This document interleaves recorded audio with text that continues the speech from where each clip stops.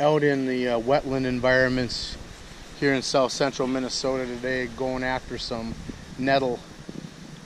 Mostly stinging nettle, but there'll be some wood nettle out here too, which is actually my favorite wild green. Yeah, it's a little buggy, but we'll brave it, and nettle out here is really plentiful, so we should do very well. This is actually the most bountiful time, I guess, for harvesting for me in every year is the nettle season. I can harvest bags and bags of the tops and fill a couple canner loads with nettle greens. So we'll see how we do. So you want to get gloves like this with the kind of the rubber, whatever that is, latex, palms and fingertips.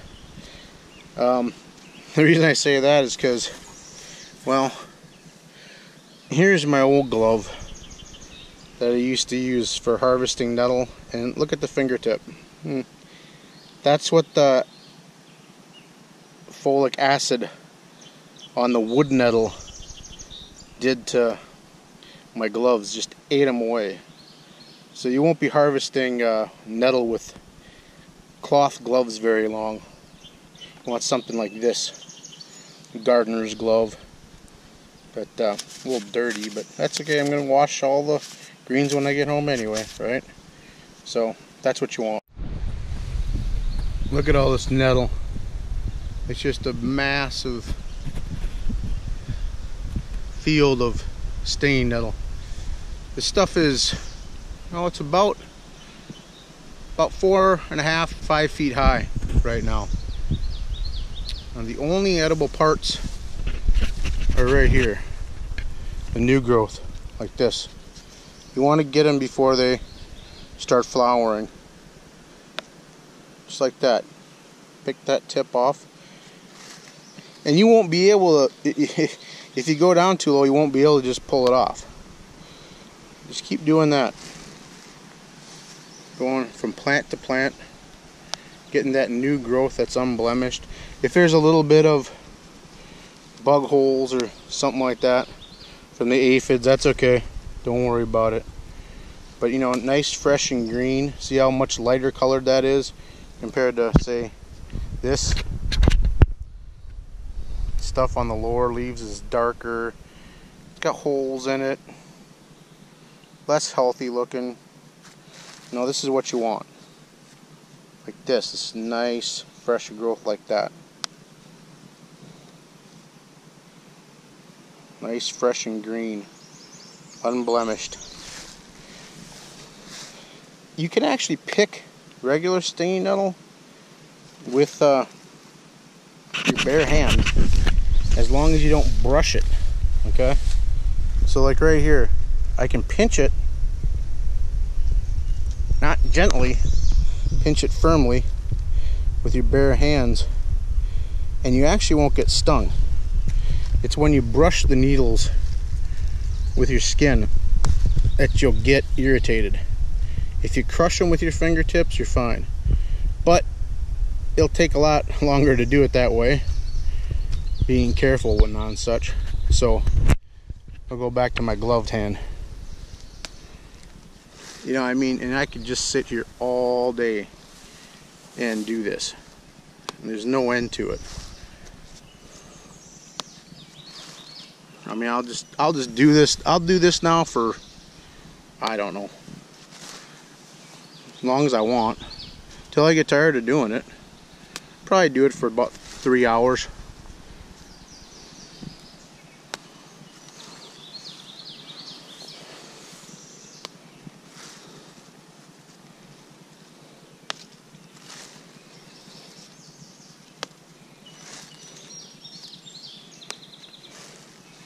Very easy to harvest.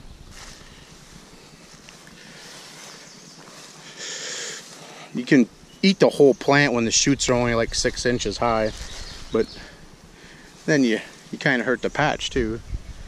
This way, the the plant's grown enough, and these tops will be replaced within a few days.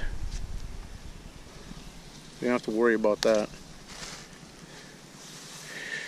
Well, I'm going to do this for a while, and then we'll find some wood nettle and get that. That is even better than stinging nettle. Stinging nettle, once canned, use it any recipe that you would use, you know. If any recipe calls for a package of frozen spinach, use a pint of wood nettle and it'll be better. Let's see, that one's, I should probably get rid of those bottom leaves there. I'll be alright.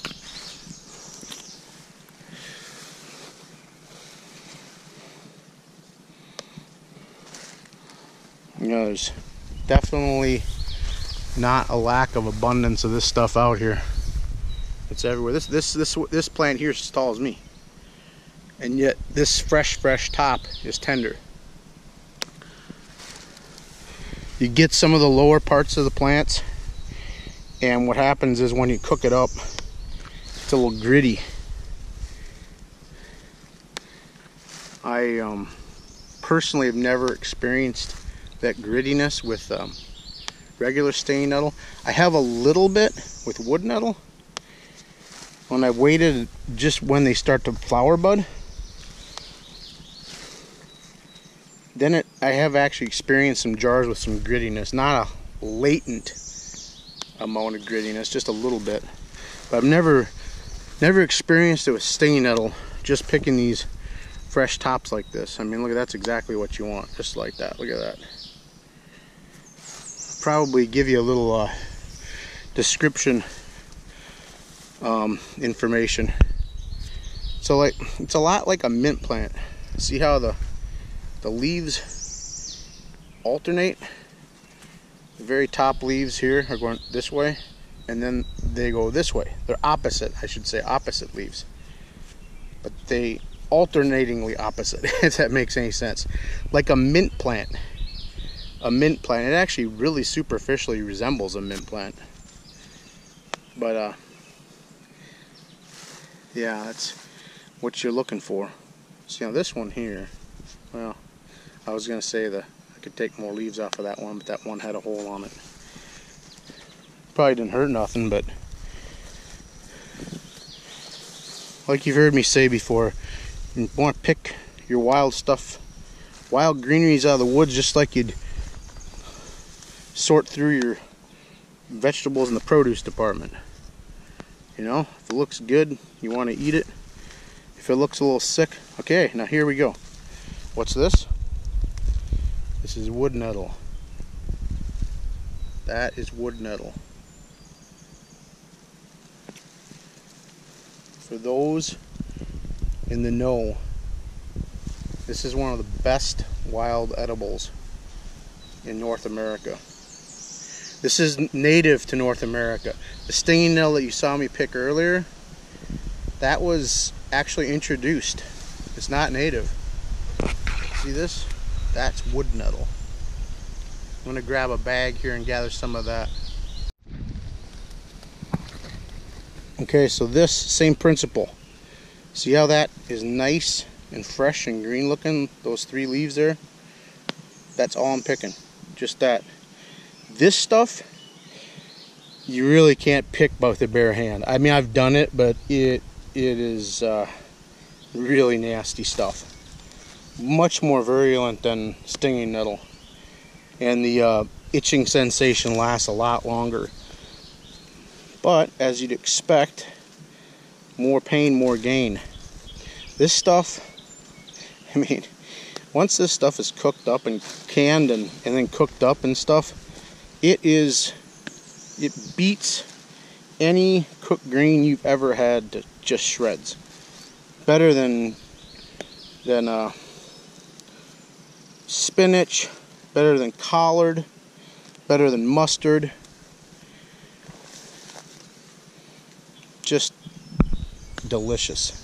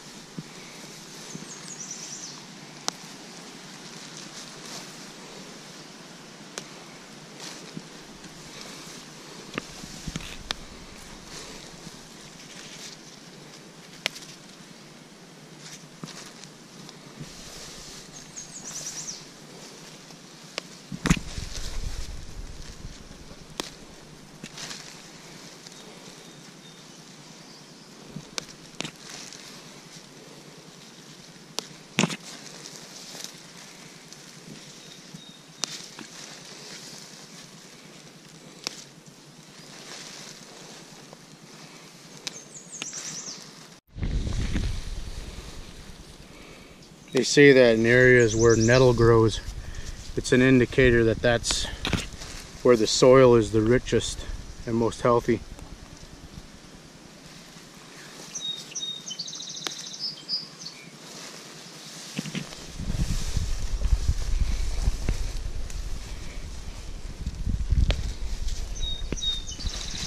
Just a massive abundance of nettle in this area. Look at it all.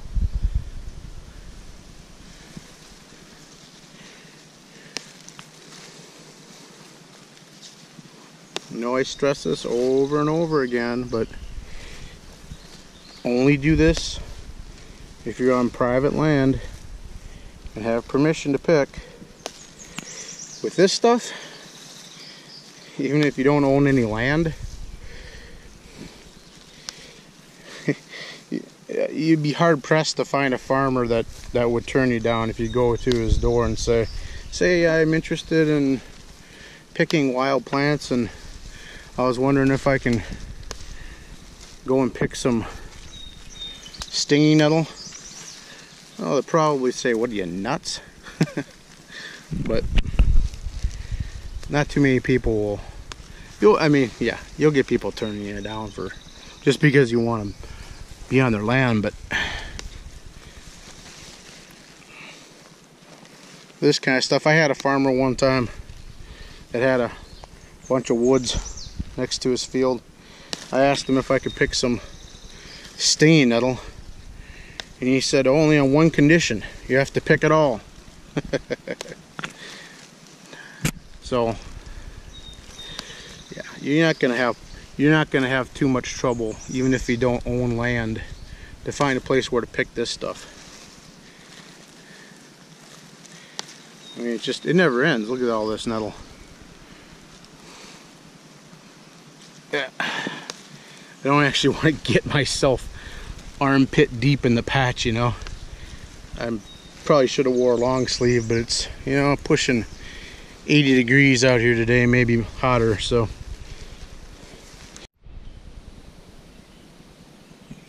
More wood nettle. Not finding as much of this as I usually do, but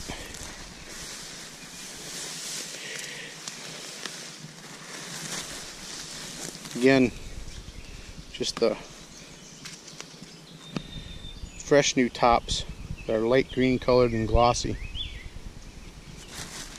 So, you know, it doesn't look like you're picking much, but you know, after doing this for about a half an hour, you'll have one bag full.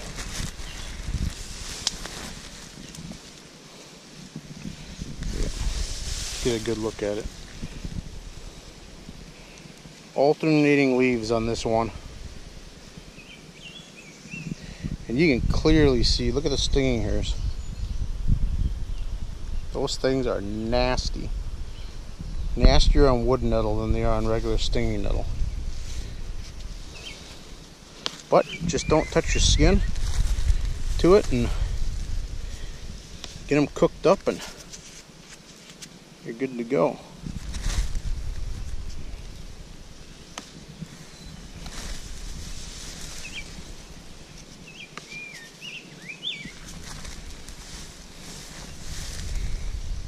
There's 2 leaves there in the very center that just grew. Just those.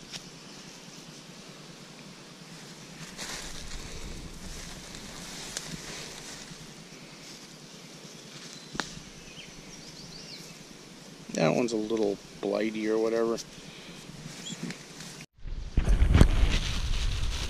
Decided to go a little deeper in the woods to find a nice patch of wood nettle. It's a pretty decent one. But I might have waited a little too long, but we'll still be able to get a decent amount off of this.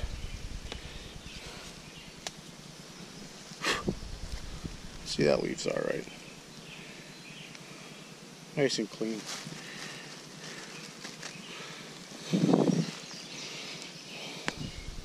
The river valley is actually a better place for wood nettle, but there's quite a bit up here too in the wetlands.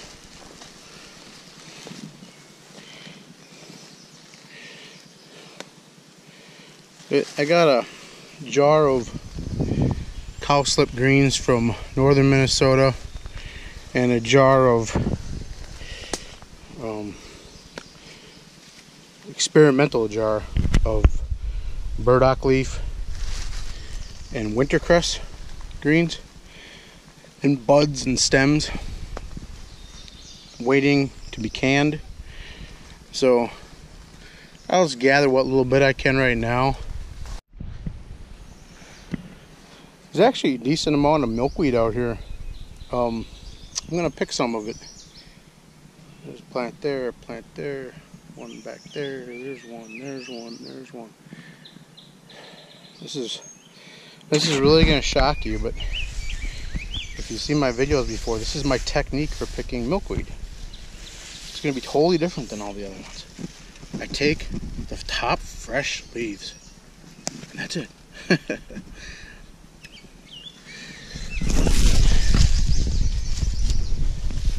This one, private, you know, I always say private land only, but private land only for sure on this, because especially now, people are really like anal about milkweed. They're like, oh, don't hurt it, even though people had no problems killing it for decades upon decades. But now there's like a social, environmental awareness about it because of monarch butterflies and such.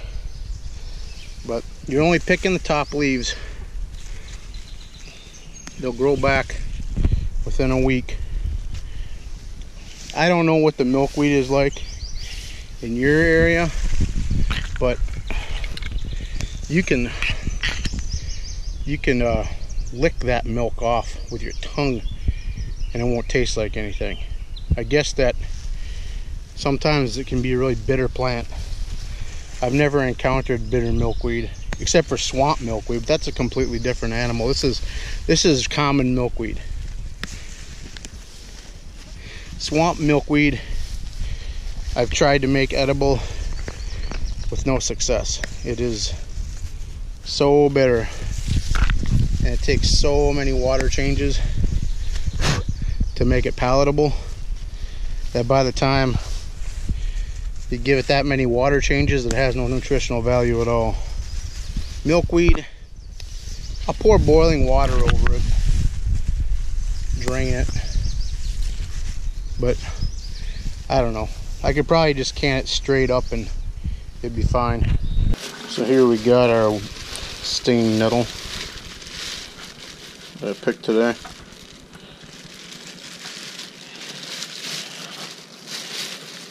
Careful not to sting ourselves.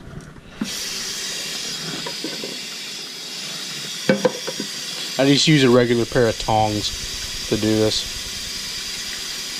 You should rinse them underneath the cold water. Don't let them drain. Let that water stick to them and straight in the cooking pot.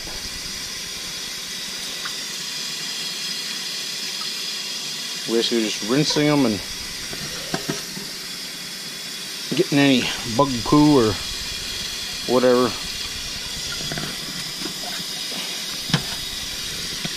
debris might be clinging to them, and then just putting them soaking wet in the cooking pot. Most of these really don't have anything on them, but this is just a easy way to cook them. You don't need much more cooking water than what clings to the leaves and the stems.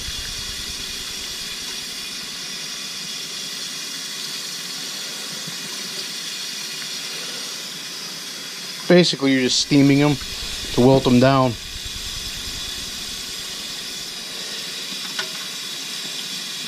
Again, the reason you want to do that, you pack them raw into the canning jars.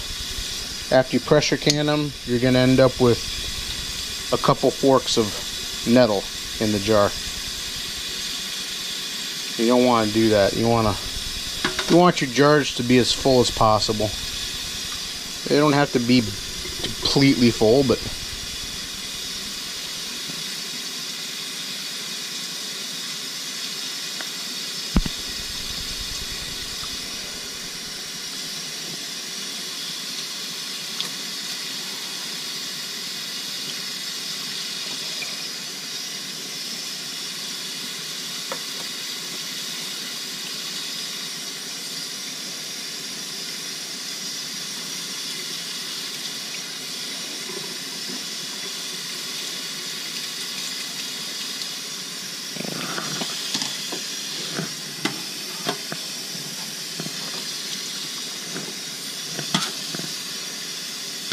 I was probably only out there for about a half an hour picking this stuff. I'm going to go out again tomorrow and get some more. That takes care of the stinging nettle. And the wood nettle is right here. And I wasn't very happy with the plants I saw out there today, so I only picked a small amount of them. But I'll go on to the Minnesota River Valley again tomorrow and get a bunch more. Sometimes I'll just combine the stinging nettle and wood nettle, but not this time.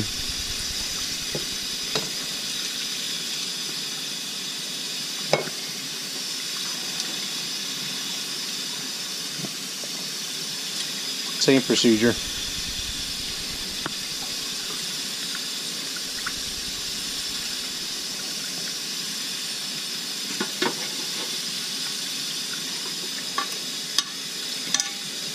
And the wood nettle, it wilts down very quickly. Actually, stinging nettle can be a little tough, and it needs to cook for some time. Canning it, you don't have to worry about that. You just can it to the point where it's obliterated as much as it's going to be cooking wise. All you have to do is heat it up after it's canned. But if you're going to be cooking that in its raw state right away, fresh, you know, I don't know. The only way I've actually ever done it effectively is to put it in a slow cooker with some olive oil or bacon fat or whatever and put it on low all day. But, you know, I just can it. It's easier. And another thing too is just really cool in the middle of winter time, especially living up in the near the Great White North, middle of winter, and you're in the mood for something fresh tasting, green, wild, and you can just pull out a jar of stinging nettle. But anyway, I'll take that and cover it up.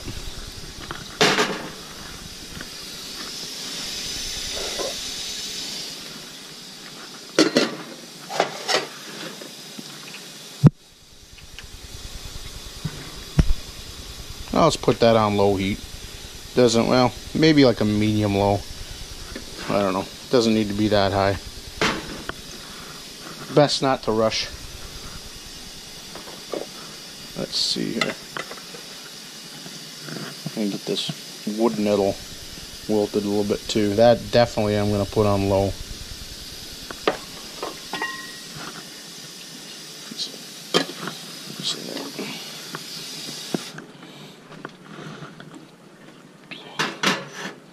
That's gonna be put very low.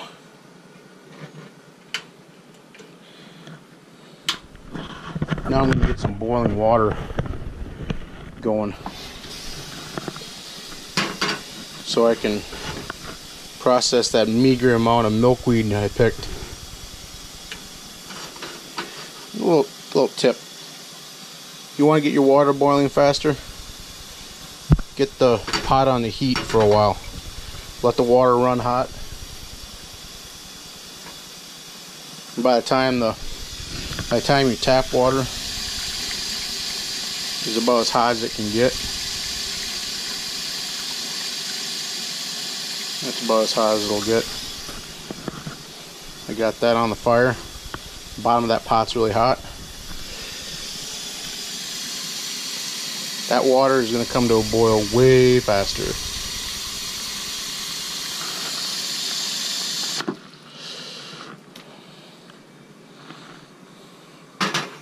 One of these little tricks I learned. I'll let that come to a boil and then take my little amount of milkweed I have here. Probably go out to one of the lakes. Near one of the lakes, I should say, near one of the lakes. Because you kind of have to be careful about gathering plants. Like actually on the shores of lakes. In Minnesota you have to have a special permit, which I do not have. So near wetland area, I'll get some more of this. I'll pour the boiling water over that. Return it to a boil, turn it off, drain it. get it in its own jar. You know, who knows? Maybe tomorrow I won't find much more wood nettle or whatever, but for right now, I'm going to get this in its own pint-sized jar, cover it with water and some canning salt, and then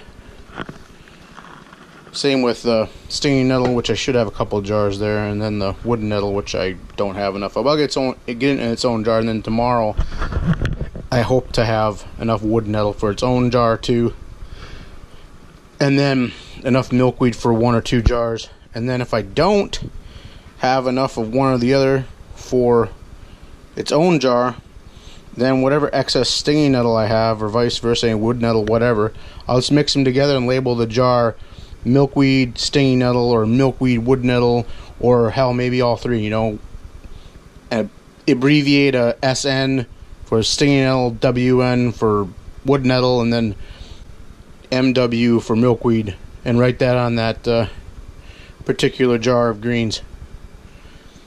You know, and then when we're done, let's see, I should have some nettle down here yet. Well, here's some milkweed I have from last year,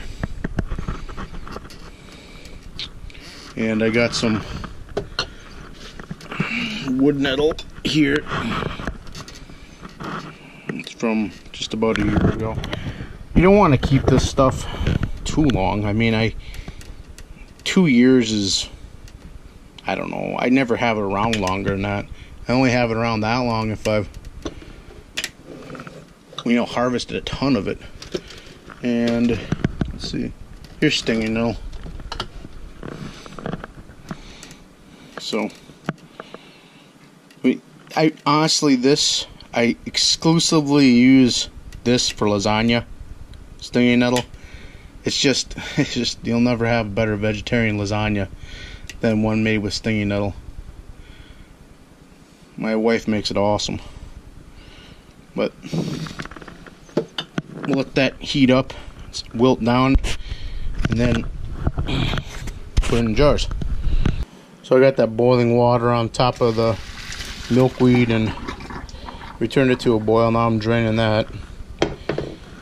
And then, oh, is this coming?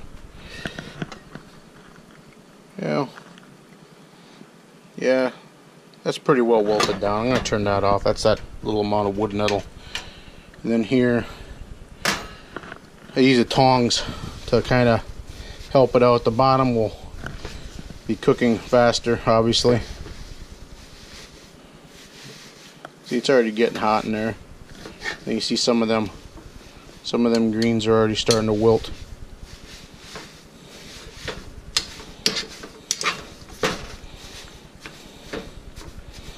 So you just rotate them once in a while so they're evenly wilted. It doesn't have to be perfect, just so that you are ending up with a nice full jar of nettle by the time it comes out of the pressure canner.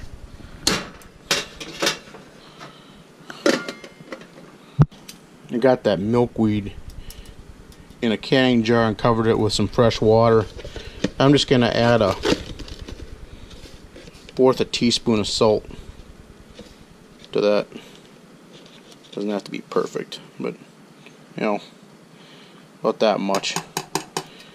If you're dealing with a whole bunch of cans at once and you have a bad memory, like I sometimes do, you might want to write on there 1/2 teaspoon of salt, but I'm not going to do that.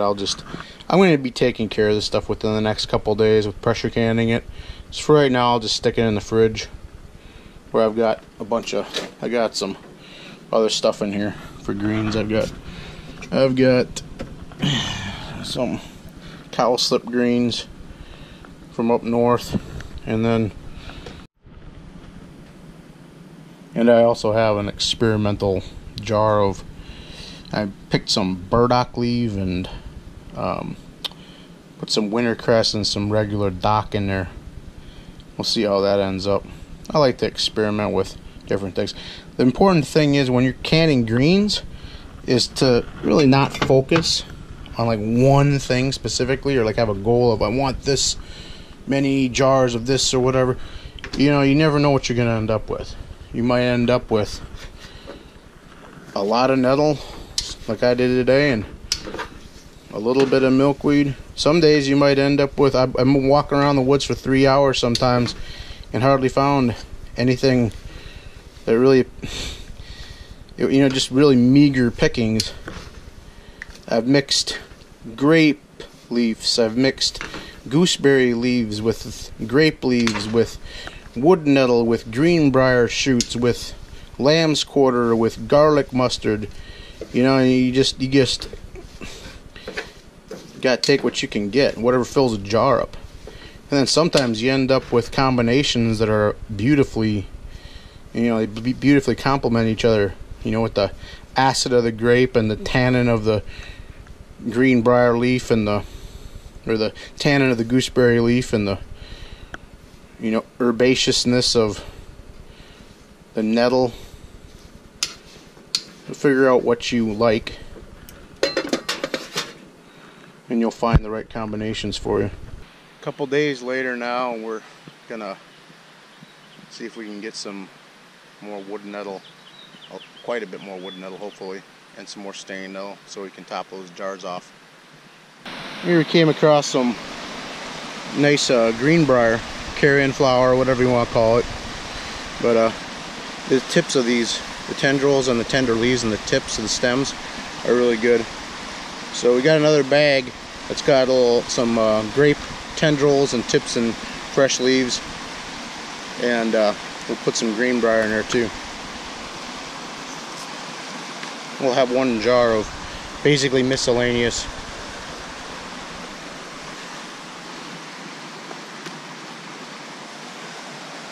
That stuff's really tasty.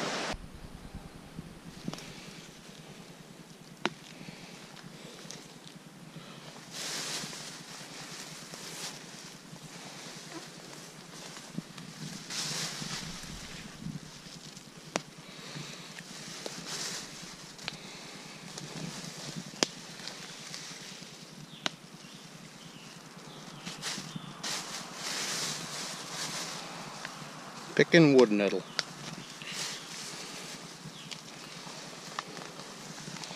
In the Minnesota River Valley.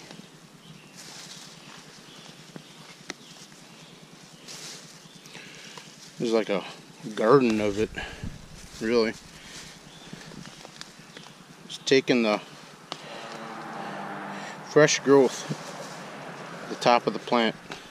It won't hurt the plant. That'll grow back in a few days.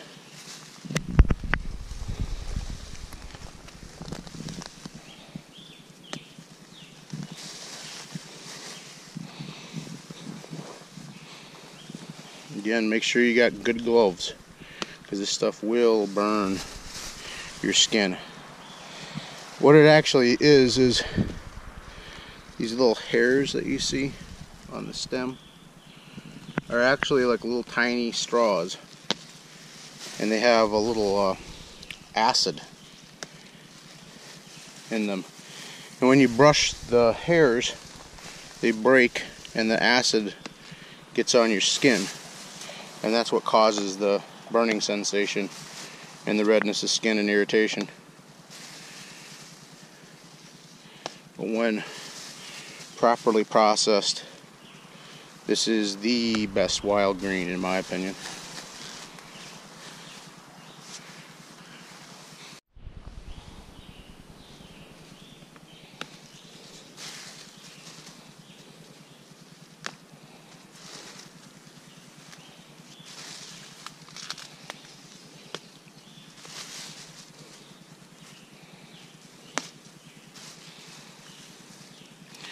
Wish all the plants were like this. This is, you gather a lot pretty fast if they're all like this.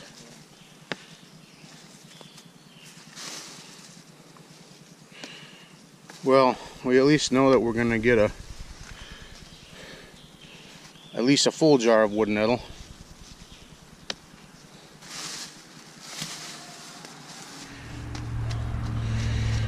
You get too much of this cottonwood flower stuff, and it's a mess. It's a nightmare to clean off. But I usually try to avoid plants.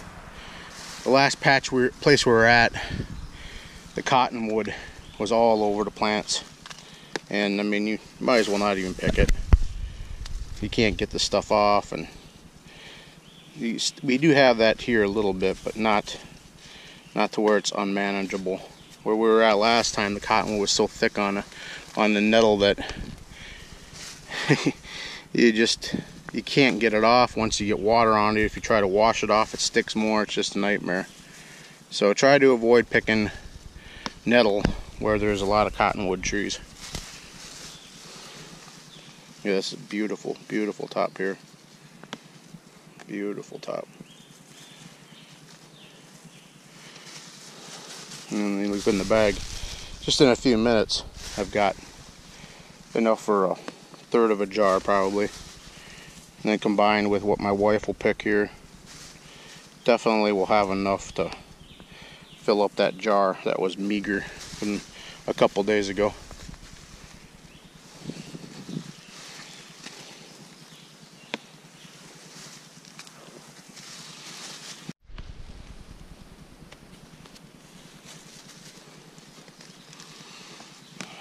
Should have wore bug nets. Usually in early June is not this buggy out.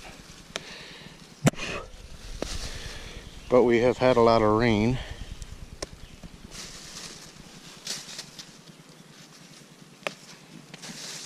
This is just what this is just what you're looking for. These thick patches like this with beautiful plants. Just, you know, pick 100 of them and you got a jar.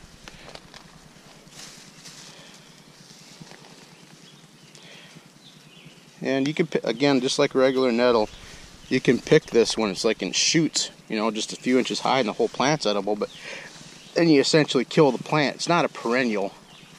It comes back every year. I mean, I shouldn't say that for sure. I'm pretty sure it's not a perennial. I think it comes back every year because of the seeds that fall off from the plants. Wouldn't you say, sure?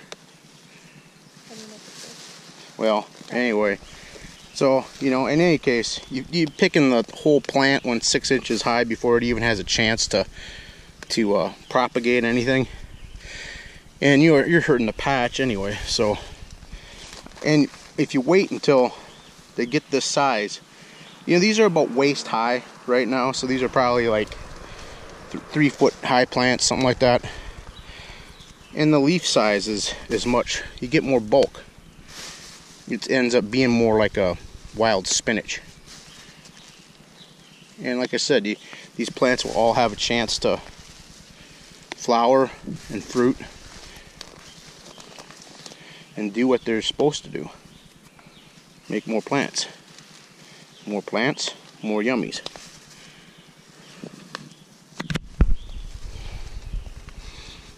Oh, mosquitoes.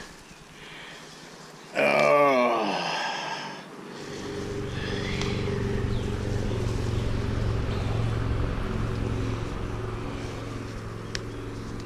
Beautiful. Hoofda. Yes, we're Minnesotan. You can see here that the wood nettle starting to bud. See those white, light greenish white buds that are starting to form? That means that this season is just about over for picking nettle. I've picked it when it's in full bud. It's edible, but it's a little gritty. So this is going to be it for coming to this patch. I'm not going to be picking from here anymore. You get too gritty too soon. I probably only have about another few days of picking wood nettle anyways. I got a couple more patches that I'll just make a video strictly on wood nettle. But you know, we'll get a few jars made by the end of the season. Here we go again with the wood nettle, and then get them cleaned up. Got a couple decent bags here. My wife's bag and my bag. These.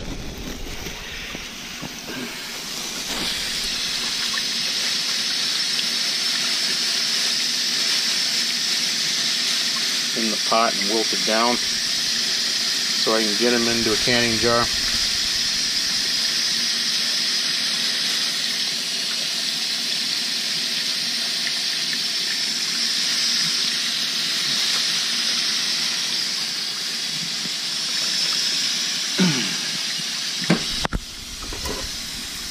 Just using tongs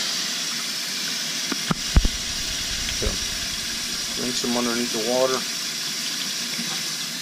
So you don't really need that receipt in there, do you? That won't can up too well.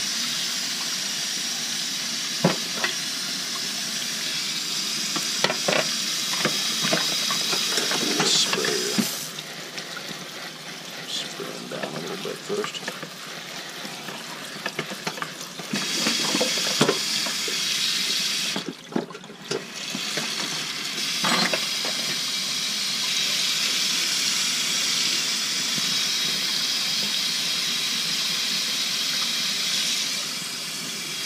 Letting the water stick to them, not letting them drain at all.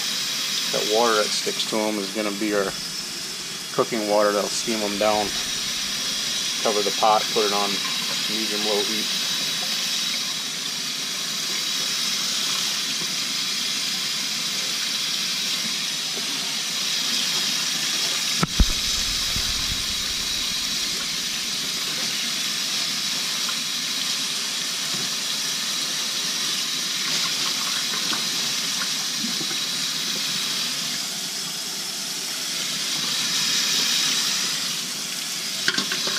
Bag. The bag is, here we go.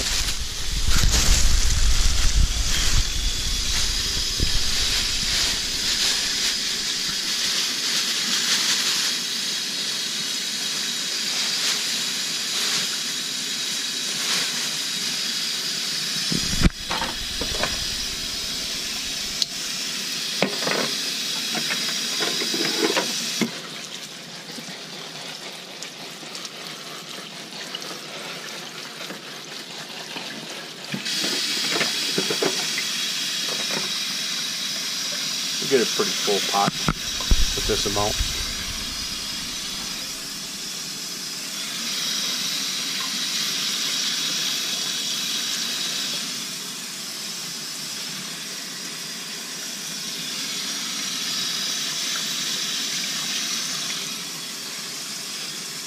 Oh yeah.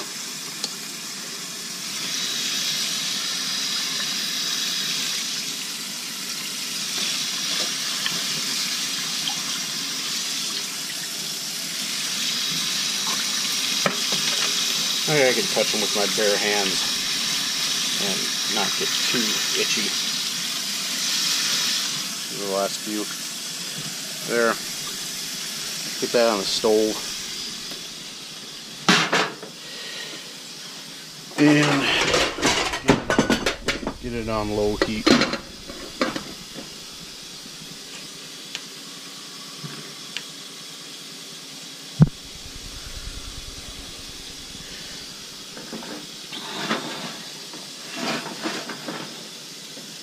That'll take about, I don't know, 15-20 minutes to wilt down. I'll give them a little helping hand there with the tongs. Rotate them so that they're evenly wilted. Small amount of stinging nettle we got. I don't know if it'll be enough to fill up that one jar, but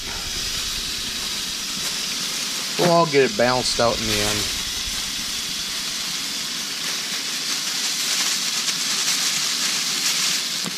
Whether I have a full jar, 2 full jars of stinging nettle from the last few days, or whether I have to have a jar that's stinging nettle with a bunch of other stuff, doesn't really matter.